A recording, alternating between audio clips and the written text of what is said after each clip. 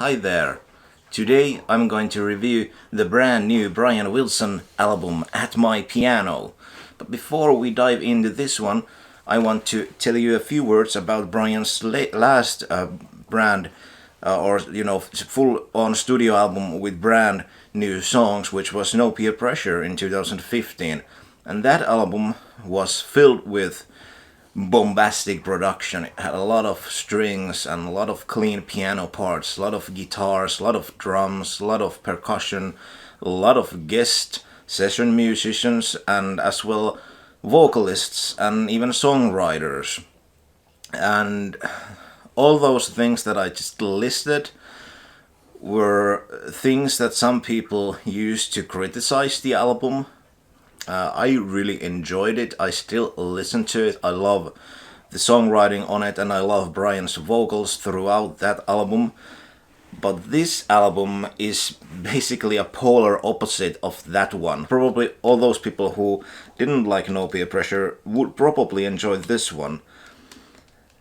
It's not just the opposite in the sense of production, but also each song is a cover of a Brian original, but still a cover, and it doesn't have vocals at all. So let's dive into this one. First of all, I want to show you what the CD version looks like.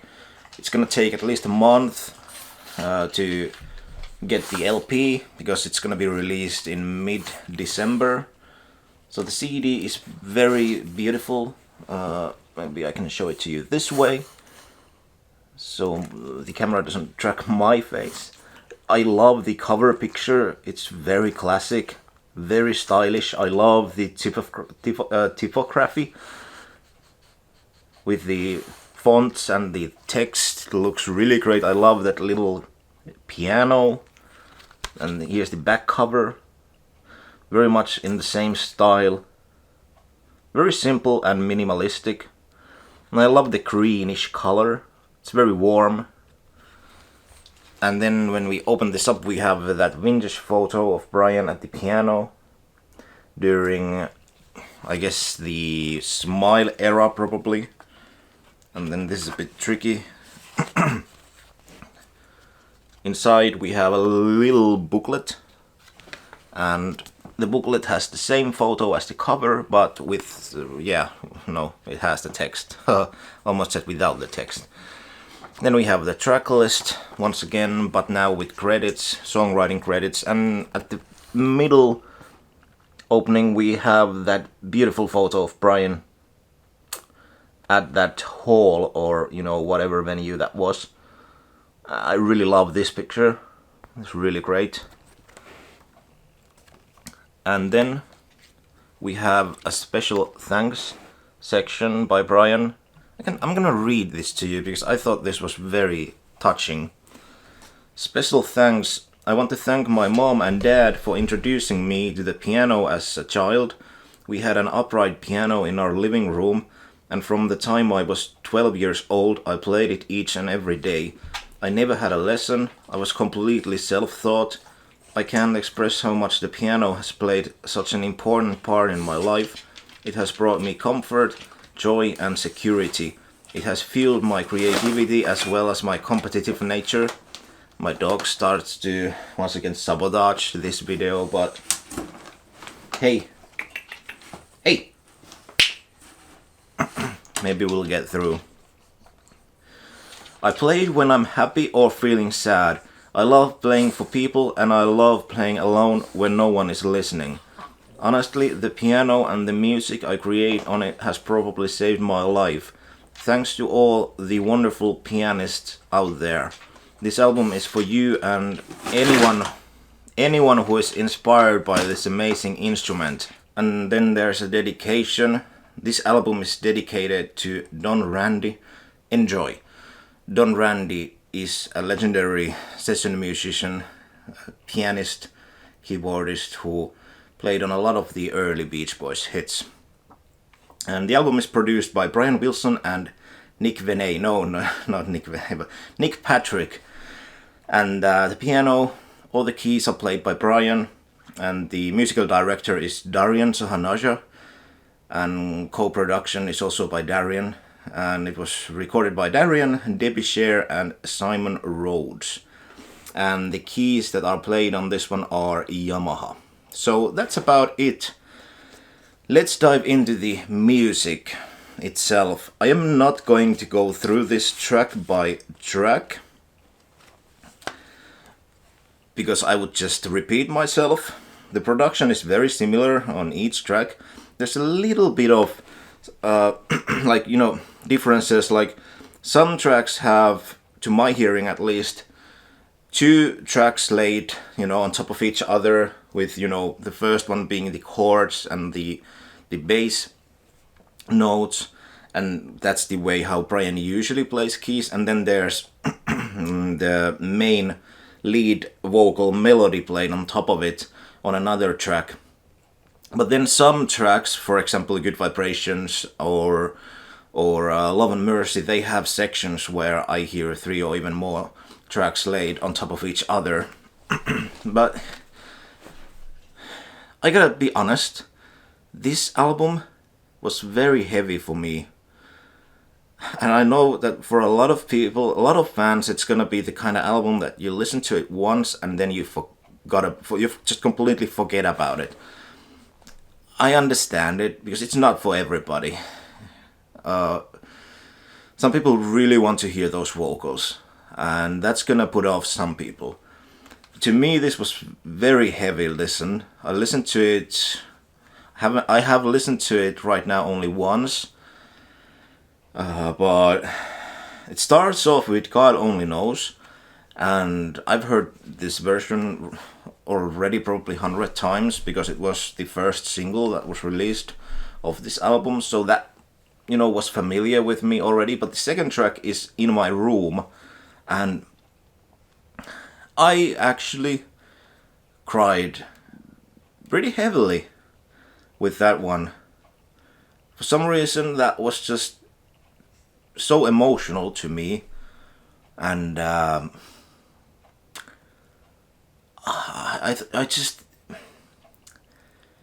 don't know, there's just something about the composition itself, the music itself, that it translates to you even with just... And I don't think I've ever cried to like the original recording of In My Room. That's the weird part. I've always loved the track. It has never been like those, to me at least, those, heavy songs in that sense. Like, I've always thought it's beautiful and touching and all that stuff, but it just opened up to me in a different way with this version. And after hearing that as the second track and having that response, the rest of the album wasn't so emotional to me anymore, because it just kind of came and went, that feeling. But all the ballads are highlights, especially The Warmth of the Sun, which was... I don't know how to explain it, like... hearing it played by Brian this way, stripped down, no vocals, none of that production, thing going on. I think it just makes you appreciate the songwriting even more. Even a dude like me, who is not a professional musician, doesn't really understand anything about chords or melodies or harmonies or anything really, any musical theory. Even though the music, the way Brian plays his songs, they're like, it's not technically hard. That's at least how I understand it. These parts are not really like technically hard to play, but just the structure, the rhythmic changes, especially the melodies, I feel are like very unique and beautiful. And the mood with a song like Warmth of the Sun, for example, it's very melancholic, and it sounds like classical music, kinda, to me, like very great classical music. Doesn't sound poppy at all. And yeah, that was another very heavy one.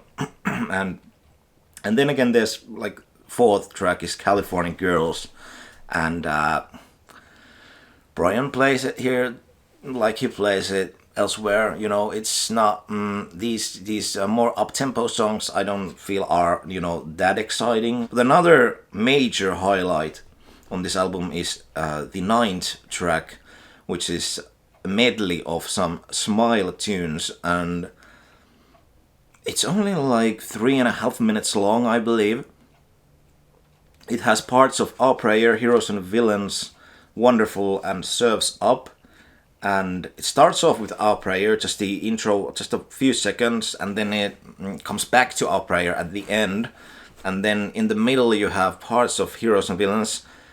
And I just love that part of Heroes and Villains, that din din din din. I can't sing, but that kind of creepy part, that moody part, and it has that one, and then it flows into Wonderful, Serves Up, and has different sections of those.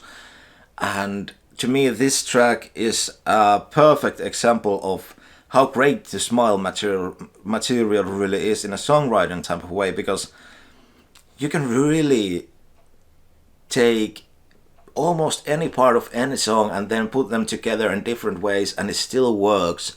And I really wish that this one was a lot longer, because it's so great to listen to it, and each part is very recognizable. You always immediately from the first notes you recognize, oh, this is that part, this is that part, and it still flows really well. I think you're gonna love it too. And then we have Serves Up, the full version of it. It's great. Friends, another highlight. Really like even though it's a title track, but still it's a deep cut. Really love it.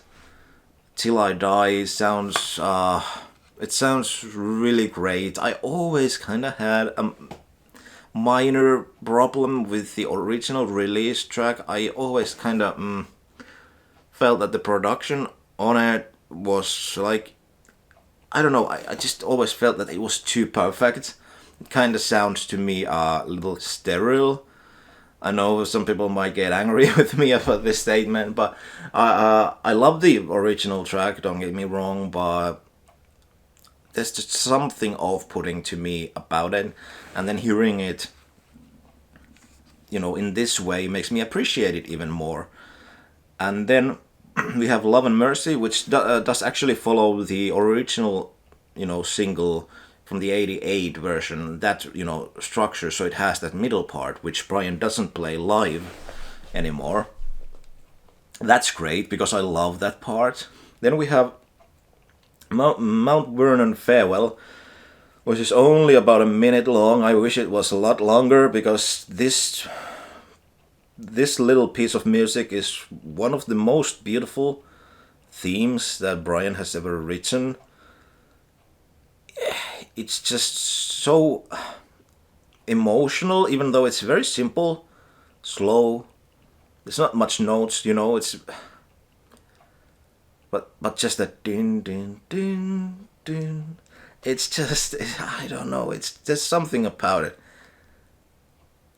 It is so great, and it's very underrated.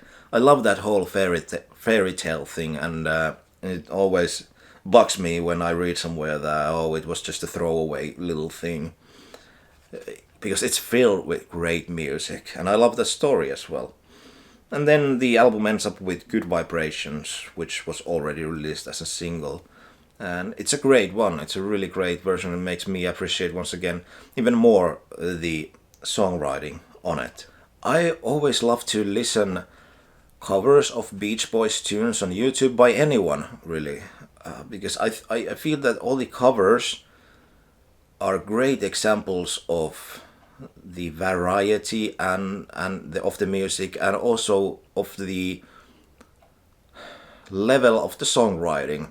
Sometimes I wish that there was a little piece of vocals here and there, maybe like background vocal type of things, like a little ooh or something. That would have been fun. In the other hand, I love that it sticks, there's a concept and the whole album follows it. That's something that I can really appreciate.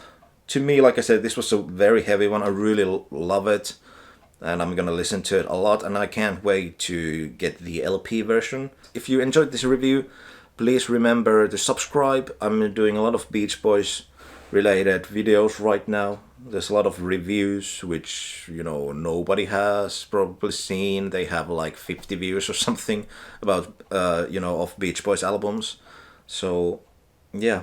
And of course, what do you think? Tell me a comment, or, discuss in the comments. It's always great when people start to discussion in the comments. So yeah, that's about it. I was supposed to have a great fire in the fireplace behind me, but it didn't fire up because the firewood is wet. So that failed. But anyway, thanks for watching and take care.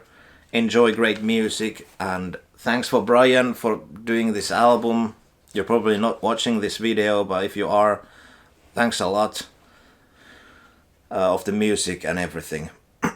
So yeah, bye bye.